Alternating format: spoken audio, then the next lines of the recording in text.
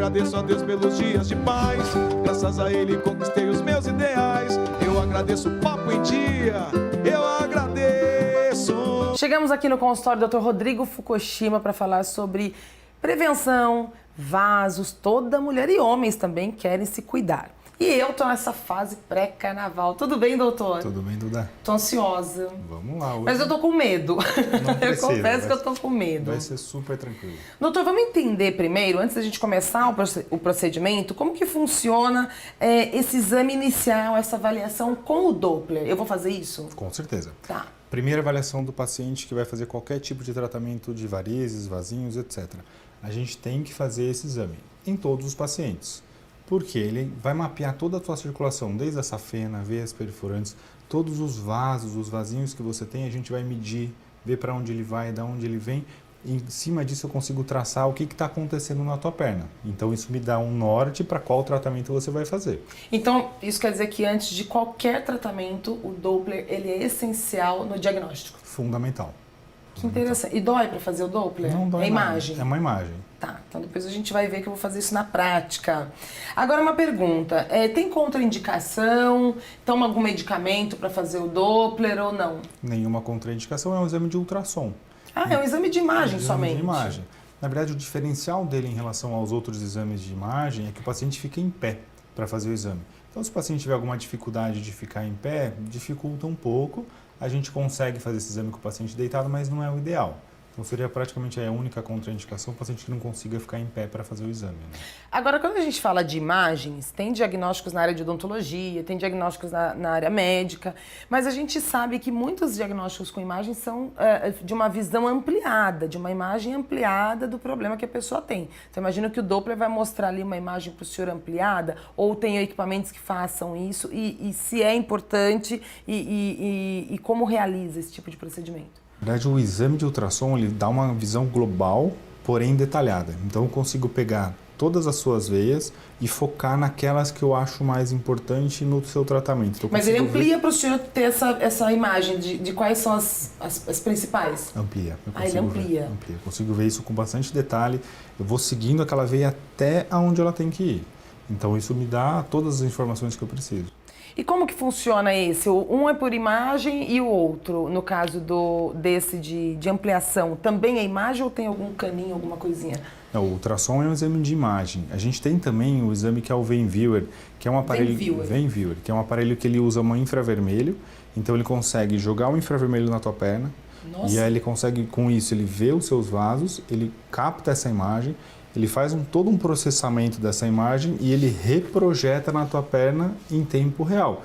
Então a gente chama de um aparelho de realidade aumentada. Então eu vou vendo vaso a vaso em tempo real aonde ele está, todo o caminho dele.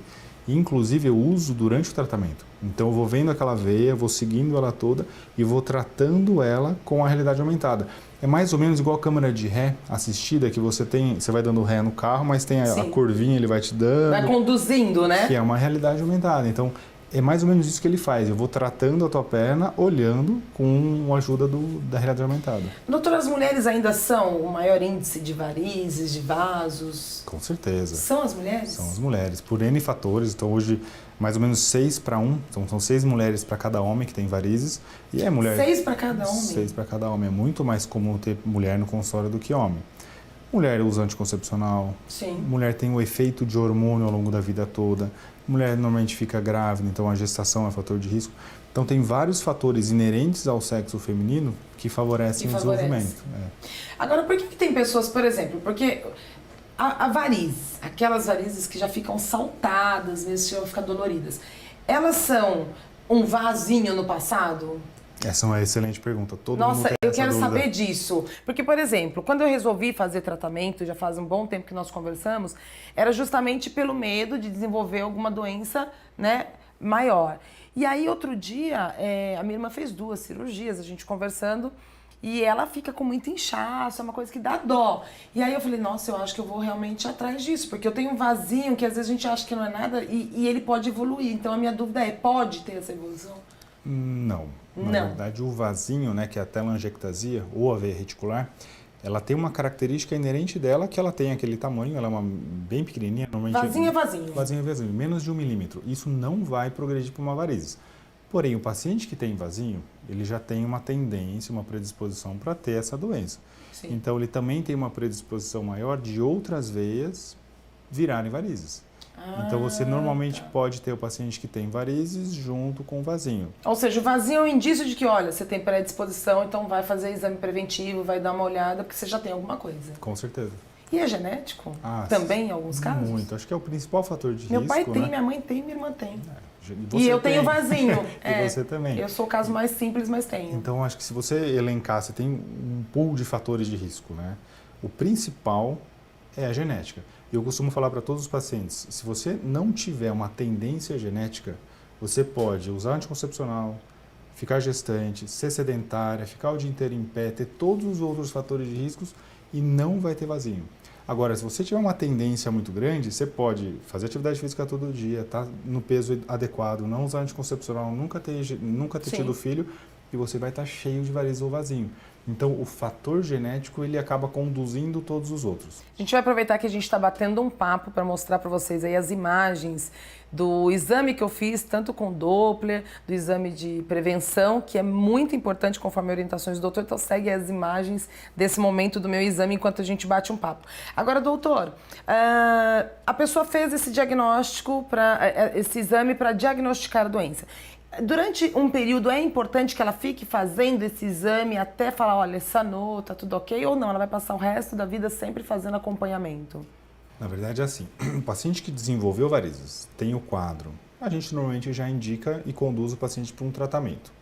Feito o tratamento, a perna está legal, está toda tratada, está dentro da expectativa dos dois lados, tanto do paciente quanto do médico, a minha recomendação e a recomendação que a gente passa para os pacientes é pelo menos uma vez por ano ter uma consulta de manutenção. Então, o paciente retorna, a gente refaz todas as avaliações, a gente tira a foto da perna, então a gente refaz as fotos para ver se aquela doença está estável, se teve algum progresso em cima disso.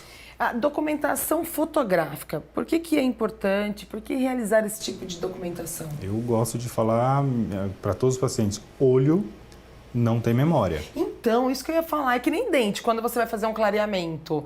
Se você não tem a foto do antes, você perde, você não tem a percepção do quanto o dente mudou a cor. Exatamente, né? A gente esquece realmente, não tem como. E muitas vezes na doença de vasinhos, etc., você tem tanta informação naquela perna, quando você começa a tratar uma área ou outra e aquilo fica legal, o seu olho começa a focar em outra lesão que você nem percebia que tinha. E aí com a foto você tem essa visão bem global da pele. A gente tem imagens aqui enquanto a gente está batendo um papo do procedimento, né? Agulha, tudo isso. Eu já fiz procedimento uma vez, comentei com o senhor e eu não vi resultado nenhum. Eu apliquei as agulhas, mas acontece do paciente não ver resultado nenhum. E por que acontece isso? Pode acontecer quando você trata uma veia de forma inadequada, vamos dizer assim. Então, um dos critérios de falha de tratamento é quando você tem uma veia maior por baixo, que está alimentando toda aquela região, e aí você começa a tratar só aquilo que você enxerga e deixa o fator causal mesmo sem tratar. É mais ou menos se você pegar uma parede com infiltração. E aí você tem um cano vazando embaixo. Aí você está vendo a infiltração e fala, bom, tem uma infiltração, eu vou pintar. Você pega e pinta a parede toda. No dia seguinte você volta, a infiltração continua lá, porque o cano está vazando. Sim. Então, se você usa o ultrassom, se você usa a realidade aumentada... Tratar a causa, né, que está fazendo... Você identifica a veia que está causando. E aí você vai tratar aquela veia que está causando junto com aquilo que você está enxergando. Igual você tratar o cano que está vazando e depois pintar a parede. E aí você tem um resultado muito melhor. Então, a falha de tratamento é um dos critérios que a gente usa para falar, olha, tem alguma veia alimentando que eu não vi e eu acabei tratando a veia e não tratando ela. Então, isso pode acontecer quando você não trata a causa do problema. Bom, eu, como todo mundo está acompanhando aí as imagens, fui uma das pacientes, né, do Dr. Rodrigo. Resolvi fazer esse diagnóstico não só por carnaval, mas por uma questão de saúde, né, de prevenção realmente. Como eu falei, eu tenho histórico familiar, minha irmã operou, meu pai também fez cirurgia. Então, eu achei importante fazer esse exame preventivo e aí foi diagnosticado, como vocês estão vendo, a necessidade de um tratamento, né? Doutor, o que é o CLACS? O CLACS é uma técnica de tratamento de microvarizes e vasinhos. O nome CLACS ele vem de CL, que é criolaser, e o CS é crioescleroterapia. Então, é a associação do laser transdérmico com a escleroterapia. Então, Como que funciona? Eu não faço só o laser e não faço só a injeção de glicose. Eu faço as duas técnicas ao mesmo tempo. E isso que torna o procedimento melhor. Então, mais eficiente no resultado. No primeiro passo do procedimento, eu faço os disparos do laser. O laser gera calor e ele vai focado na veia, ele vai queimando aquela veia. Então, a veia vai diminuindo de tamanho. Então, por conta dessa redução de tamanho, logo depois eu injeto a glicose. Só que é uma veia que está menor, o líquido vai ficar mais tempo ali dentro agindo, então você potencializa o efeito da glicose. Então eu brinco que 1 mais 1, né, o laser mais a glicose, não é 2, 1 mais 1 são 3, porque o resultado da somatória deles é muito maior do que deles isoladamente. Existem outros métodos de tratamento, além desses que a gente está falando aqui? Existem várias técnicas, né? Você pode fazer só o laser, você pode fazer só a glicose, que você já fez uma vez. Você tem a espuma, que é um esclerosante que você mistura com ar. Cada um tem a sua indicação. E o mais importante é antes você avaliar bem o paciente, diagnosticar todos os problemas que ele tem, todos os alvos de lesão e escolher a melhor técnica para cada paciente. Agora, quais são as vantagens do CLACS com relação a outros métodos de tratamento? Porque o CLACS é muito falado, né? Hoje em dia ele está em alta, né? Uma técnica que vem crescendo muito nos últimos, vamos por aí, uns 5 anos. E tem imagens aí que vocês estão acompanhando o momento do meu exame, né, doutor? Isso aí. E a grande vantagem dele é a associação de técnicas, né? Então, você fazer só o laser, você tem um efeito. Você fazer só a glicose, você tem também um efeito. Mas fazer os dois ao mesmo tempo, você consegue esse sinergismo de ação e o resultado ele é muito maior, né? Então, essa é a grande vantagem. Outra vantagem dele é que como você está usando o laser, que é luz, e a glicose, que é açúcar, o risco de complicações tipo alergia, outras complicações, é muito baixa, porque é luz e açúcar, né? Açúcar você tem no nosso corpo e luz, então você não tem grandes riscos no procedimento, ele é bem seguro. E tem contraindicação esse procedimento? Tem algumas, né? Tem. Tem.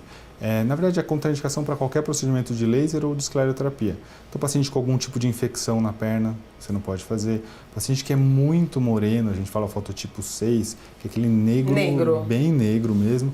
O laser, se você tem um risco de queimadura, então a gente acaba contraindicando. E algumas doenças de pele que são estimuladas por luz, né? Então aí você também não poderia fazer. Mas como que ele age? O senhor falou de queimadura. Como que ele age assim no momento do exame? O laser ele é uma luz, né, bem específica, ele trabalha com um comprimento de onda específico e ele tem um direcionamento para um alvo específico. No caso, o laser que a gente está usando ele é específico para a veia.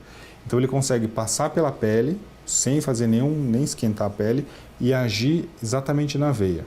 Mas como você tem uma pele às vezes muito negra, um pouco pode ser absorvido ali. E aí você tem o risco de alguma queimadura. Entendi. Então por isso que a gente acaba não fazendo em pele muito escura. Pelo que eu entendi, um tratamento, dependendo do diagnóstico, é uma associação de procedimentos que vão dar resultados, né, doutor? Exatamente. Eu, por exemplo, eu fiz um procedimento que para mim não funcionou, mas com uma associação de procedimentos aí vem o resultado. Agora, uma pergunta que eu quero fazer, até para encerrar, a gente sempre fala de prevenção, de diagnóstico, mas a alimentação tem influência no desenvolvimento de vasos, varizes?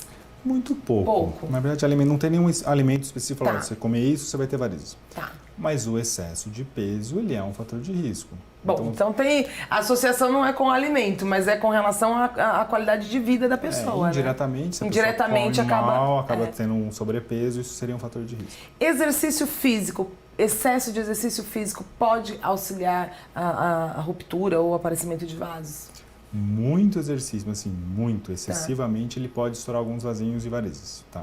Mas a regra, o exercício físico, ele é protetor. Então a recomendação é que faça atividade física, mesmo se fizer um pouquinho a mais, eu prefiro que faça um pouquinho a mais do que não fazer nada.